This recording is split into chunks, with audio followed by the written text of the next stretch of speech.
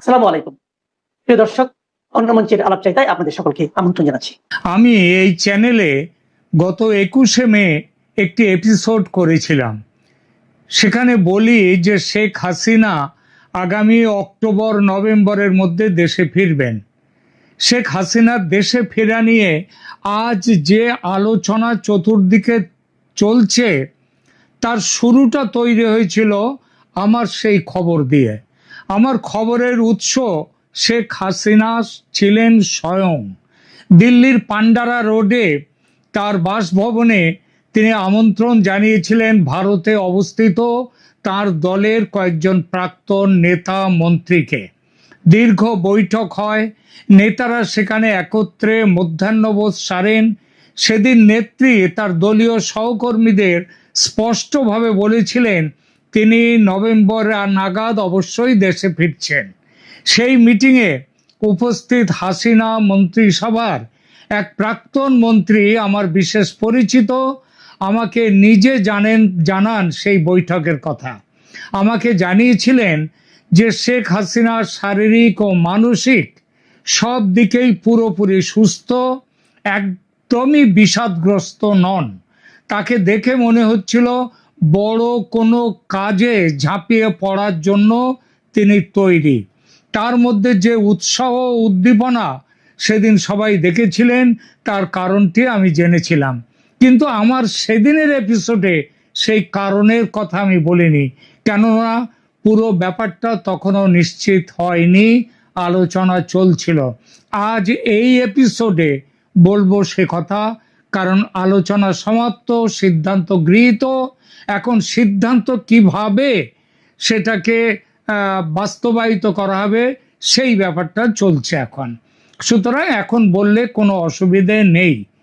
আমার দেওয়া সেই সংবাদের পর এনডিটিভি সংবাদ মাধ্যম হাসিনার সঙ্গে কথা বলে একই খবর দিয়েছেন 6 মাসের মধ্যে তিনি দেশে ফিরছেন, এবং তারপর রয়টার্সকেও এই একই কথা তিনি বলেছেন। রয়টার্সকে দেয়া টেলিফোন সাক্ষাৎকারে শেখ হাসিনা বলে দিয়েছেন যে এই ডিসেম্বরের মধ্যে তিনি দেশে ফিরবেন। আজ হাসিনার ফেরা নিয়ে কেউ সংশয় প্রকাশ করছেন না। সবচেয়ে বড় কথা, বাংলাদেশে হাসিনার সমর্থক যারা, তারা তো বিশ্বাস করে একটা উত্তেজনার মধ্যে রয়েছে, আনন্দের মধ্যে রয়েছে। কিন্তু শেখ হাসিনার বিরোধী রাজনৈতিক দলগুলো বলছে হাসিনা ফিরছে। এমন খবরও আসছে যে হাসিনার ফেরা আটকাতে নিজেদের মতো করে সবাই চেষ্টা শুরু করে দিয়েছে। চেষ্টা করছে বটে, কিন্তু হালে পানি পাচ্ছে না। কেন হালে পানি পাচ্ছে না কেউ? কারণটা আমি জেনেছিলাম সেই 21শে মে তারিখে, যখন আমি আগের এপিসোডটা করি। সেখানে আমি এটা বলিনি এজন্যেই যে আলোচনা তখন চলছিল, সিদ্ধান্ত পাকা হয়নি। কোন আলোচনা, কোন সিদ্ধান্ত? আলোচনা ভারত ও আমেরিকার মধ্যে। বিষয় শেখ হাসিনার দেশে ফেরা। আমেরিকার সঙ্গে শেখ হাসিনা সরাসরি কথা তখনও বলেননি, কথা হচ্ছিল ভারত আর আমেরিকার মধ্যে। আর যখন যা কথা হচ্ছিল তা নেত্রীকে জানিয়ে দিচ্ছিলেন এবং নেত্রীর বক্তব্য জেনে নিচ্ছিলেন ভারতের national security adviser Ajit Doval. আগেই বলেছি, বিষয় শেখ হাসিনা কিভাবে দেশে ফিরবেন, দেশে কোথায় ও কিভাবে থাকবেন তিনি, এবং আইনি লড়াই কিভাবে করবেন তিনি, সেই ব্লু প্রিন্ট তৈরির কাজ চলছে এখন কেবল অপেক্ষা ঝাঁপিয়ে পড়ার। আর এই খবর রয়টার্স থেকে এনডিটিভি আন্তর্জাতিক সংবাদ মাধ্যমের শিরোনাম দখল করে আছে এখন। তবে আজকের আলোচনা কেবল ফিরে আসা নিয়ে নয়, আজকের আলোচনার বিষয় এর নেপথ্যে থাকা অদৃশ্য সুতোটি নিয়ে।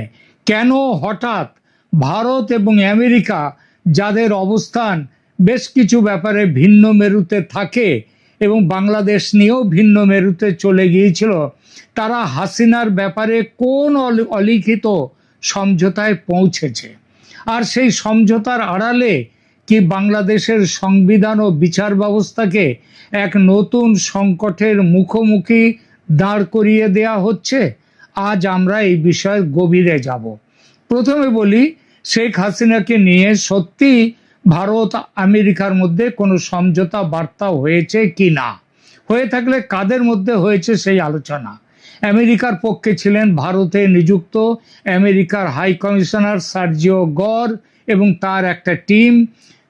যিনি এই সার্জিও গর আবার রাষ্ট্রদূত ছাড়াও দক্ষিণ ও মধ্য এশিয়ায় আমেরিকার স্পেশাল এনভয়। তার আগে যে পদে ছিলেন সেই বিখ্যাত বা কুখ্যাত, যেটাই বলুন না, ডোনাল্ড লু, যিনি শেখ হাসিনার পতনের পেছনে ছিলেন অন্যতম প্রধান কারিগর।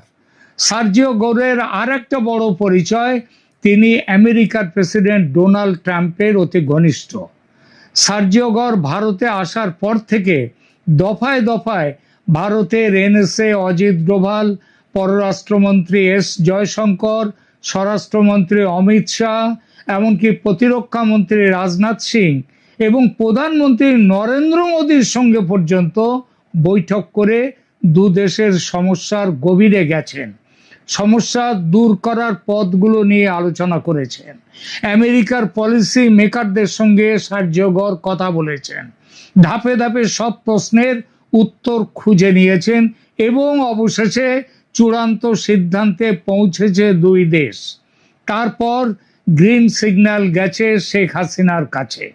কূটনৈতিক সূত্র থেকে যে খবর পেয়েছি, একটা পর্যায়ে আমেরিকার সঙ্গে আলোচনা এগোতেই পারছিল না একটা বিশেষ কারণে। আমেরিকা বলেছিল ইউনূসের সঙ্গে স্বাক্ষরিত গোপন চুক্তি হাসিনাকে মেনে নিতে হবে। ইউনূসের সঙ্গে আমেরিকার যে গোপন চুক্তি হয়েছিল, হাসিনা গো ধরেছিলেন, মানবেন না, বলেছিলেন পুরো চুক্তির কপি তাকে দিতে হবে, নইলে তিনি কোনো সমঝোতায় আসবেন না, তাই বিদেশে থাকতে হয়, আর যাই হয় হোক। কিন্তু তখন তাকে ভারতের পক্ষ থেকে বোঝানো হয় আপাতত গোপন চুক্তি নিয়ে কোনো রকম কথা কেউ দেবে না, দিতে পারবে না, ওটা তোলা থাক ভবিষ্যতের জন্য, দরকার হলে তখন এই চুক্তি নিয়ে আবার আলোচনা হতে পারে। আর চুক্তি যে একেবারে অজর অমর অক্ষয় হয়ে থাকে এমন তো নয়। আর ট্রাম্পের চলে যাওয়ার সময় তো আবার 4 বছরে ওদের ইলেকশন, তার 2 বছর প্রায় হয়ে গেছে, সুতরাং ট্রাম্পেরও চলে যাওয়ার সময় এসে যাচ্ছে, এরপর আলোচনা এগিয়ে যায়। এবং বাংলাদেশের বর্তমান সরকারের চীন ঘেঁষা নীতি থেকে বাংলাদেশকে দূরে রাখা, মৌলবাদী ও সন্ত্রাসবাদী শক্তিকে দমন করা ও আঞ্চলিক ভূ রাজনীতির ভারসাম্য রক্ষা করতে আমেরিকা এবং ভারত, দুই শক্তিশালী দেশ, শেখ হাসিনাকে আবার রাজনীতির টেবিলে দেখতে চায় এবং সেই দেখতে চাওয়ার সিদ্ধান্তে সিলমোহর দিয়ে দিয়েছে দুই দেশ। ঠিক হয়েছে হাসিনাকে দেশে ফেরানো, তাকে সুরক্ষা দেয়া, আওয়ামী লীগকে দেশের রাজনীতিতে পুনর্বাসন দেয়া, শেখ হাসিনার আইনি চ্যালেঞ্জ যাতে সুবিচার পায়, তার জন্য আমেরিকা ও ভারত যৌথভাবে তাদের দিক থেকে প্রয়োজনীয় কূটনৈতিক চাপ দেবে বাংলাদেশ সরকার, বাংলাদেশ সেনাবাহিনীকে। একটু ভেঙে বলতে হয়, শেখ হাসিনার দেশে ফেরার ব্যবস্থার ব্লু প্রিন্ট ভারত ও আমেরিকা আলোচনা করে ঠিক করবে। দ্বিতীয়ত, দেশে ফেরার পর তার থাকার জায়গা কোথায় হবে সেটাও আলোচনায় এসেছে। ঢাকায় নামার পর তাকে কি বন্দি করে জেলখানা বা ক্যান্টনমেন্টের মধ্যে জেলখানা তৈরি করে রেখে দেয়া, কোনোটাই নিরাপদ মনে করছে না কেউ। কারণ জেল হত্যার এত রেকর্ড আছে বাংলাদেশে, তাতে প্রশ্ন ওঠা অস্বাভাবিক নয়। একই অবস্থা ক্যান্টনমেন্টেও। বাংলাদেশ সেনার মধ্যে বিভিন্ন আদর্শগত গোষ্ঠী আছে, কেউ জামাতপন্থী, কেউ আওয়ামী লীগপন্থী, কেউ ভারতপন্থী, কেউ পাকিস্তানপন্থী। এরপর শেখ মুজিব, জিয়াউর রহমান দুজনে খুন হয়েছেন সেনা অফিসারদের হাতে। সুতরাং ক্যান্টনমেন্টের মধ্যে নিরাপদ নন শেখ হাসিনা। এই পরিস্থিতিতে কথা চলছে জেলখানা বা ক্যান্টনমেন্ট নয়, শেখ হাসিনাকে গৃহবন্দী রাখার। কিন্তু গণভবন তো এখন বাসের অযোগ্য, তাহলে বিকল্প বাসস্থানের ব্যবস্থা করা হবে। আর সেখানে পাহারায় থাকবে বিশেষ বাহিনী। সেই বাহিনীর কম্পোজিশন কিভাবে হবে, কারা সেটা তৈরি করবে, সেটা দেখবে বাংলাদেশ সেনা ও ভারতের কর্তৃপক্ষ যৌথ আলোচনার মাধ্যমে, যার মধ্যে শেখ হাসিনার প্রতিনিধিও থাকবেন, এমন কথা শোনা যাচ্ছে। এসব বিষয় খুব গুরুত্বপূর্ণ, এটা ঠিক, কিন্তু আইনি বিষয়টা এসবের চেয়ে কম গুরুত্বপূর্ণ নয়। ইতিমধ্যে শেখ হাসিনার পক্ষ থেকে আইনগত চ্যালেঞ্জের বিভিন্ন দিক নিয়ে কাজ শুরু হয়ে গেছে। লন্ডনের ডাউটি স্ট্রিট পুরো ব্যাপারটা দেখছে বলে জানতে পেরেছি।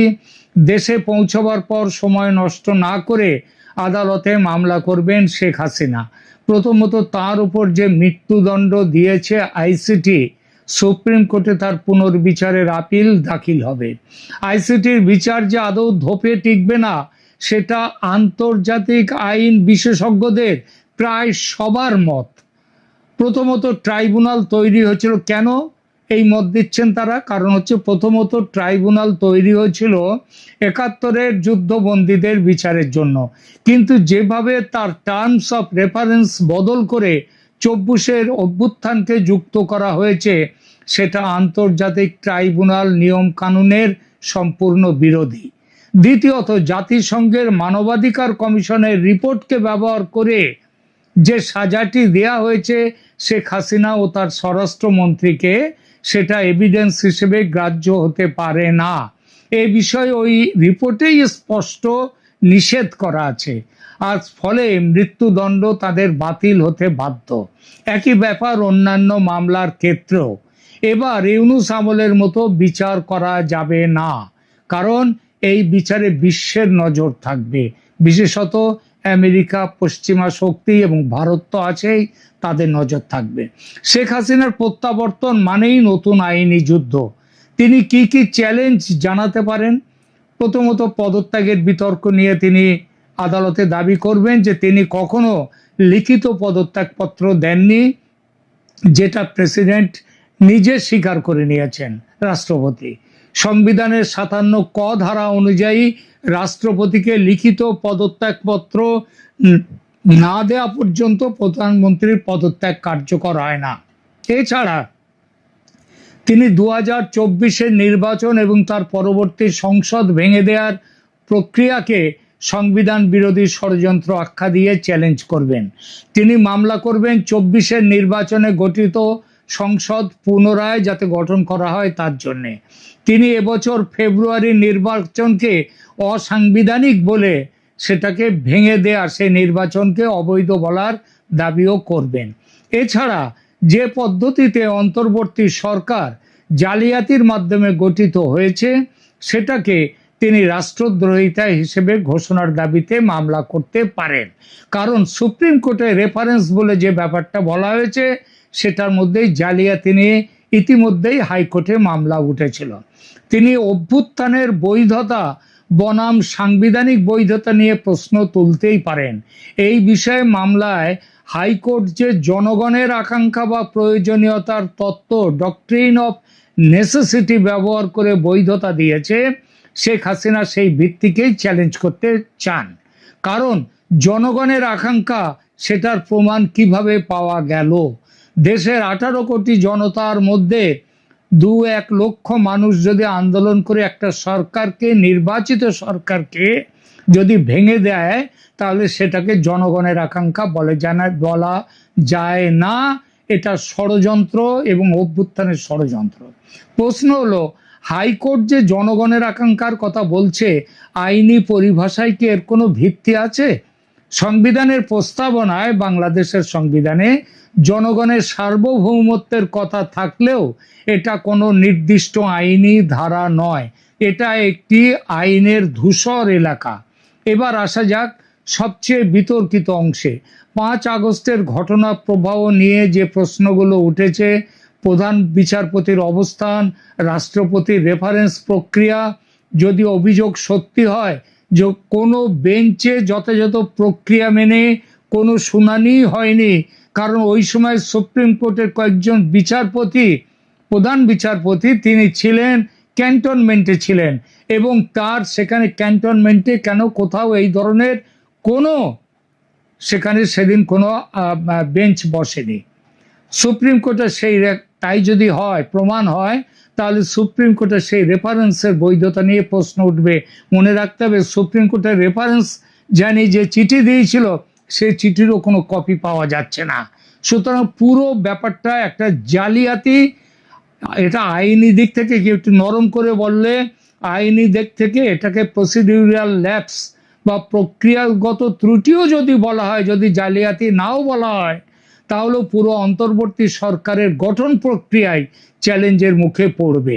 যদি কোনো আদালত এই জালিয়াতির অভিযোগ আমলে নেয়, অর্থাৎ বলে এটা জালিয়াতি হয়েছে, তবে বাংলাদেশের বিচার ব্যবস্থা এক অভূতপূর্ব সংকটের সৃষ্টি হবে, প্রশাসনিক সংকটও সেই সঙ্গে। এখন প্রশ্ন, যদি শেখ হাসিনা সত্যি আদালতে গিয়ে এই সমস্ত দাবিগুলো তোলেন, তবে রাষ্ট্র বা সমাজ কি করবে? যদি আদালত তার দাবি মেনে নিয়ে সংসদ ফিরিয়ে আনার রায় দেয়, 2024-এর সংসদ, তবে তা কি দেশ জুড়ে চরম বিশৃঙ্খলার জন্ম দেবে না? নাকি একটি নতুন নির্বাচনের পথ প্রশস্ত হবে? অন্যদিকে আদালত যদি প্রথাগত আইনের দোহাই দিয়ে তার আবেদন খারিজ করে দেয়, তবে শেখ হাসিনার সমর্থক গোষ্ঠীরাও, তারাও দেশে রাজনৈতিকভাবে একটা গোলমালের সৃষ্টি হতেই পারে। এখানেই এসে পড়ে আন্তর্জাতিক সমীকরণের প্রশ্ন। ভারত ও আমেরিকার প্রভাব শুধু হাসিনার নিরাপত্তার গ্যারান্টিতে সীমাবদ্ধ নয়, তারা দেশে যাতে কোনো বিশৃঙ্খলা তৈরি না হয়, দেশে যাতে একটা আইনি শাসন ব্যবস্থা থাকে, সেটাও তাদের দেখার কথা। সুতরাং প্রস্তাব দেয়া হচ্ছে, নাকি তারেক রহমানকে ইতিমধ্যে প্রস্তাব দেয়া হয়েছে যে এসব আইনি বিতর্কে দেশ এক চরম অরাজকতার মধ্যে পড়তে পারে, সেটা যাতে না হয় তার জন্য শেখ হাসিনার প্রত্যাবর্তনের পর একটা কুলিং পিরিয়ড, শান্ত পিরিয়ড, শান্তি দিয়ে আন্তর্জাতিক নজরদারিতে নতুন করে ভোটের ব্যবস্থা হবে। শেখ হাসিনার কাছেও এই প্রস্তাব দেয়া হয়েছে, তারেক রহমানের কাছেও গেছে এই প্রস্তাব। যদি দুজনেই রাজি হয়ে যান, তাহলে বছর খানেকের মধ্যে নতুন করে নির্বাচন হবে বাংলাদেশে, এবং তখন দেখা যাবে পরিস্থিতি কোথায় যায়, কে ক্ষমতায় আসে। উপসংহারে এটাই বলা যায়, শেখ হাসিনার ফেরা, দেশে ফেরা শুধু একজন ব্যক্তির ফেরা নয়, এটি বাংলাদেশের রাষ্ট্র ব্যবস্থার ভিত্তি নিয়ে এক বিরাট পরীক্ষার সময়। প্রিয় দর্শক, আপনারা কি মনে করেন এই সাংবাদিক চ্যালেঞ্জ কি আদৌ টিকবে, নাকি ইতিহাসের চাকা অন্য কোনো দিকে ঘুরবে? কমেন্টে আপনাদের মতামত জানান।